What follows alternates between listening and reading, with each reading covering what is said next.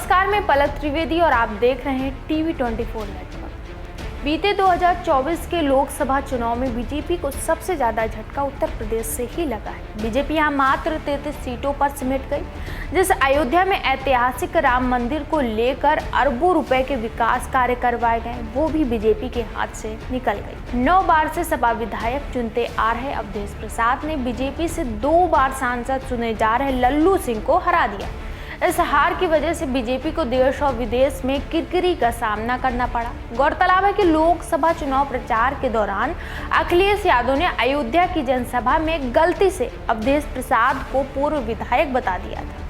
अवधेश उस समय बीकापुर के सपा विधायक थे, तो उन्होंने तत्काल सपा प्रमुख को उनकी गलती का एहसास दिलाया। इस पर अखिलेश ने बात को संभालते हुए कहा कि आपको पूर्व विधायक इसलिए कह रहा हूं क्योंकि आप अयोध्या के नए सांसद बनने जा रहे। उस समय कौन जानता था कि अखिलेश की भविष्यवाणी सच हो जाएगी। लोकसभा चुनाव के जब नतीजे आए तो अवधेश प्रसाद अयोध्या के नए सांसद बन चुके थे। लेकिन अब उत्तर प्रदेश में लोकसभा चुनाव में बम्पर जीत के बाद अब समाजवादी पार्टी की निगाह जम्मू कश्मीर में होने वाले विधानसभा पर है। सपा जम्मू कश्मीर में पहली बार चुनाव लड़ने की तैयारी में है, तो वहीं हरियाणा, झारखंड व महाराष्ट्र में सपा ने पार्टी का विस्तार करने के लिए कई सीटों पर चुनाव लड़ने की तैयारी शुरू कर दी है।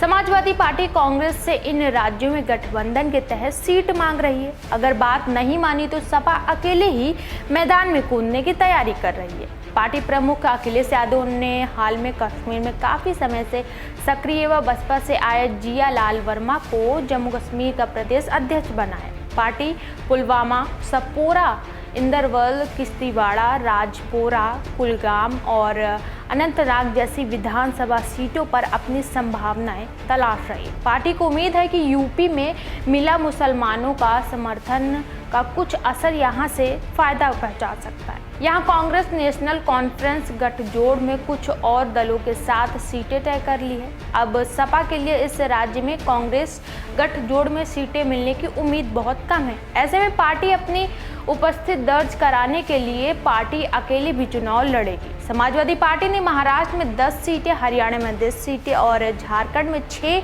सीटें कांग्रेस से मांगी हैं। महाराष्ट्र में सपा के 2 विधायक हैं। हाल में 4 प्रभारियों को नियुक्त कर वहां जाने को कहा है। अगर हरियाणा में गठबंधन नहीं हुआ तो सपा 25 से 28 सीटों पर अपने प्रत्याशी उतार सकती है।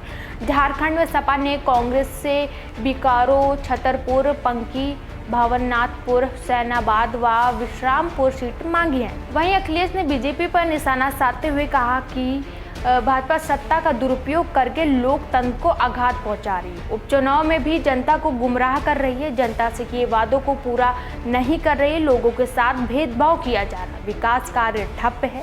भाजपा की सरकार के पास जनता को बताने के लिए कोई काम नहीं है। अखिलेश शनिवार को कार्यकर्ताओं को संबोधित करते हुए कहा कि लोकसभा चुनाव में हार से बीजेपी बौखलाई है। हालांकि देखा जाए तो यह स्पष्ट नहीं है कि अखिलेश यादव उत्तर प्रदेश में कांग्रेस के इंडिया गठबंधन का हिस्सा है, लेकिन उत्तर प्रदेश के बाहर अपनी पार्टी और संगठन का विस्तार देने के लिए वह गठबंधन से अलग रणनीति पर चल रहे हैं। उनकी पार्टी की रणनीति का हिस्सा उनकी यूपी के बाहर कई राज्यों में पार्टी उम्मीदवार उतार रही है। ऐसे ही तमाम वीडियो के लिए देखते रहिए टीवी 24 नेटवर्क।